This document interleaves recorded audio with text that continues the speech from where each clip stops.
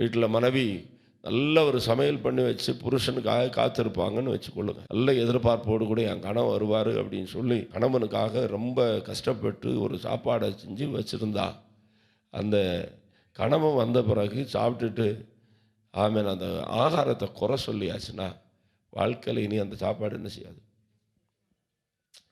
மனசில் அன்றைக்கி ஒரு தீர்மானம் ஆயிரும். இனி இந்த சாப்பாடு என்ன செய்ய போகிறதில்ல, வைக்க போகிறது இல்லை.